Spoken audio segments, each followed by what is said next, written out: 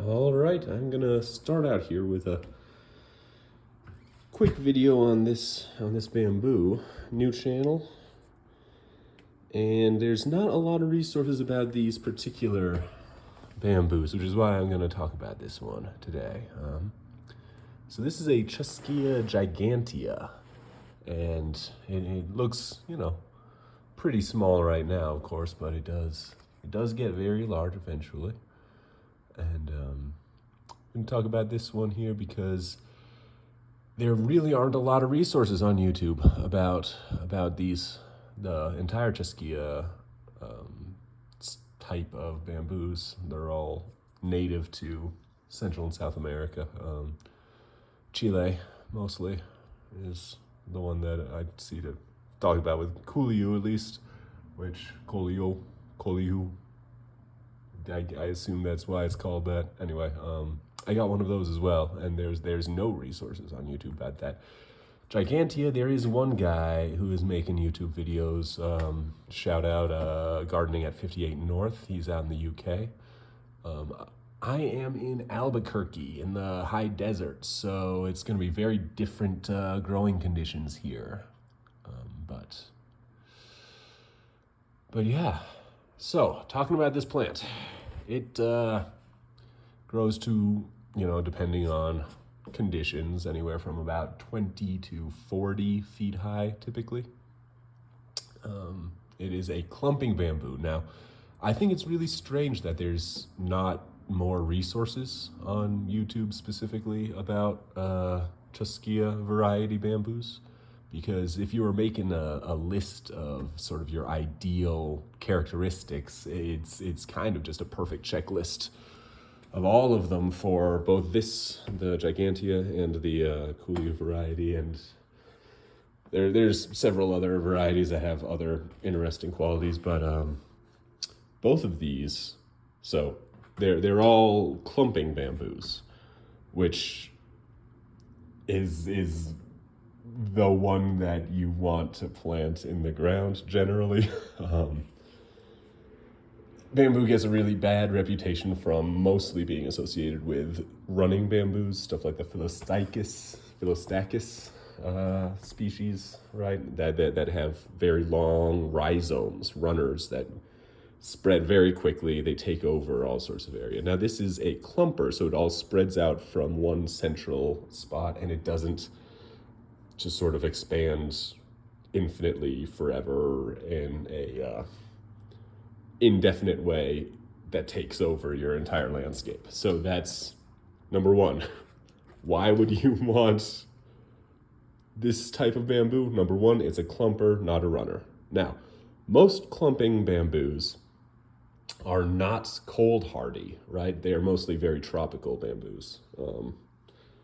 This one, cold hardy down to probably around 5 degrees Fahrenheit. The Coolio I got outside, I'll do a video on that later. That one's probably cold hardy to around 0 degrees Fahrenheit. So that's great. That's a great cold hardiness for a bamboo. They also will handle 100-degree temperature. Now, I do have to adjust a little bit here because of the sun being closer to us. We're higher up, so there's less atmosphere, so these probably will want some shade since we're living in the desert. And specifically, we are living in the harshest sun that you can get feasibly a lot of places. So it's gonna need a little bit of shade probably, and I'm not sure how I'm gonna figure out how to build shade that reaches 40 feet eventually tall, but I think at that point the plants will probably be strong enough that it won't be such a big deal to let them have full sun. All right, so it's a clumper, it's cold hardy.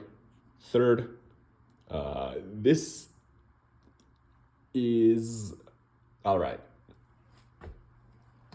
Several of these varieties are considered to be drought tolerant once they're established, so they're low maintenance. That goes along with the clumping.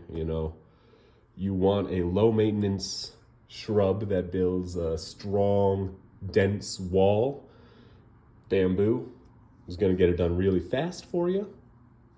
This particular species as well, you'll notice all of these points on the culms where they branch out, nodes, right? Most bamboos only have 1 or 2 branches off of there that have their little leaves.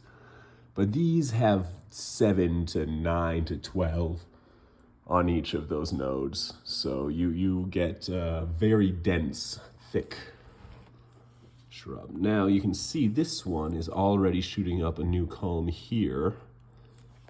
I have only put it in this new pot around 4 days ago, and so it's already getting some new growth. And that is great because these are brand new plants. I'm very excited to see how big they can get. That culm obviously is bigger than any of these other older culms, so it is clearly ready to size up here.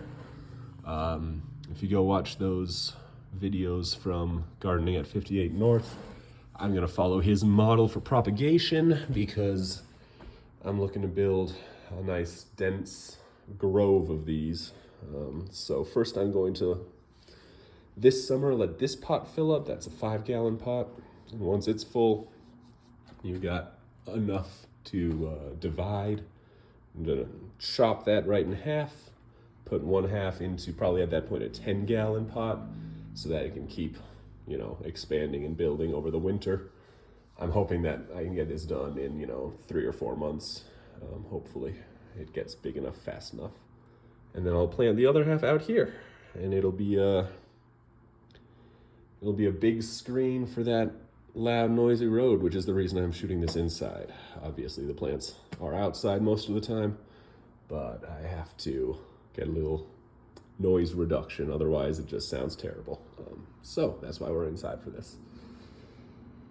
Hopefully they can build me a nice hedge in a couple of years. I don't have to worry so much about that loud road. What else? What else about this particular variety as opposed to the other one? Because I'm going to do another video talking about that one. Well, one of the reasons I'm talking about this one now first is because it is shooting up that fresh new culm, and Gigantea, according to, again, Gardening at 58 North, the only resource on YouTube for this. Thank you. He notices that they mostly develop culms in the fall, and then they shoot in early spring like this. Some other online resources were saying that the Kuliu that I've got outside, the reason that it's not shooting new culms yet is because it typically doesn't until June or July even. So I'm hoping to see some of those in June. And that's probably when I'll make a video about that one. But anyway, I will keep you guys all up to date on how this is progressing, and I'll probably do another video when I split and plant this out in the field. Hopefully in a couple of years I'll have some nice big hedges of bamboo to show off. All right, thank you. Have a good one.